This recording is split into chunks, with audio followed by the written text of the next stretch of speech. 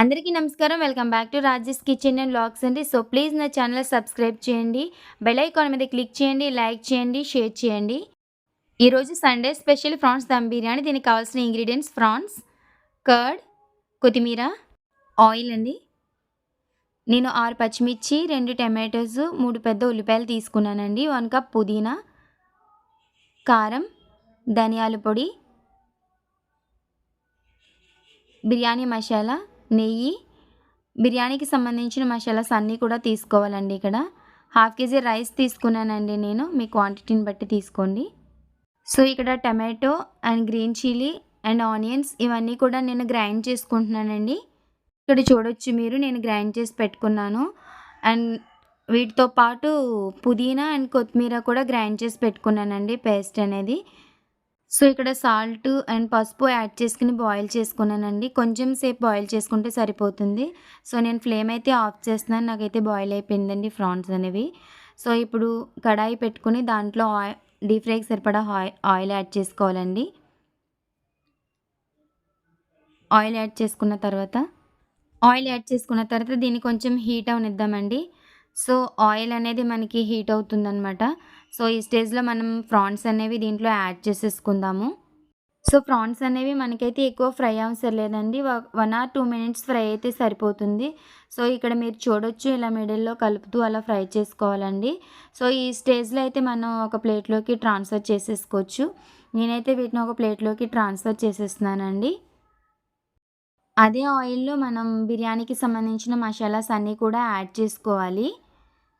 ఇవి కొంచెం ఫ్రై అయిన తర్వాత, బిర్యానీ మసాలా ఫ్రై అవుతున్నప్పుడు ఇందాక చెప్పడం మర్చిపోయానండి, ఇంగ్రీడియంట్స్ చూపించినప్పుడు అల్లం పేస్ట్ అనేది మనం యాడ్ చేసేసుకుందాము. సో అల్లం పేస్ట్ యాడ్ చేసుకుని ఒకసారి అంతా మిక్స్ చేసుకున్న తర్వాత ధనియాల పొడి యాడ్ చేసేద్దామండి. సో దీనిలోనే బిర్యానీ మసాలా అండ్ నేను కాశ్మీరీ కారం తీసుకున్నానండి కలర్ కోసం.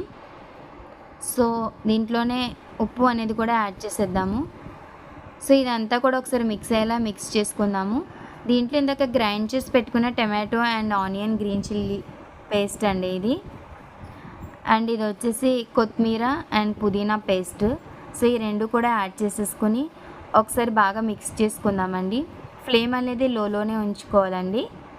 సో దీంట్లోనే మనం కర్డ్ అనేది కూడా యాడ్ చేసేద్దాము.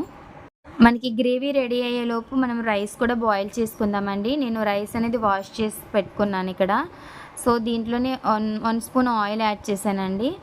సో బిర్యానీకి సంబంధించిన మసాలాస్ కూడా యాడ్ చేశాను.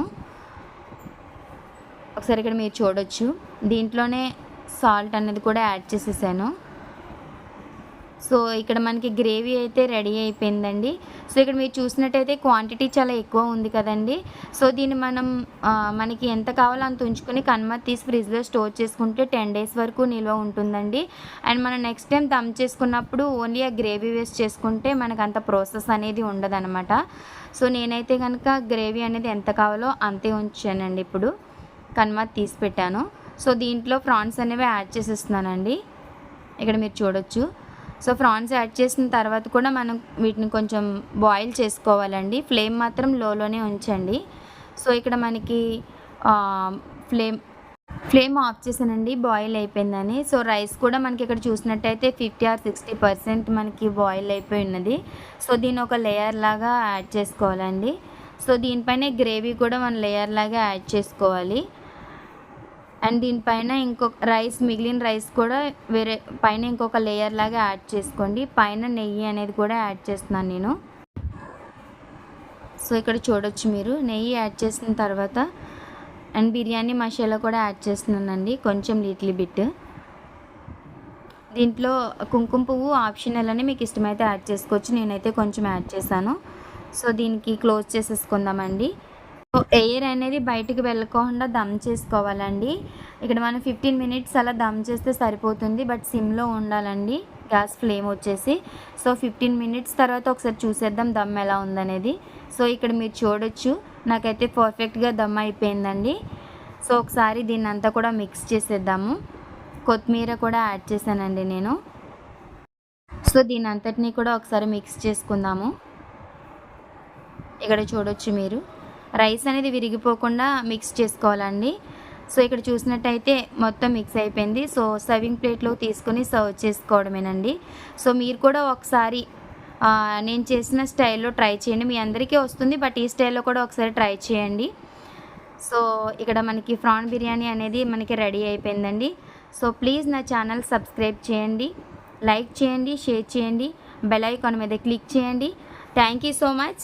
అందరికీ నమస్కారం.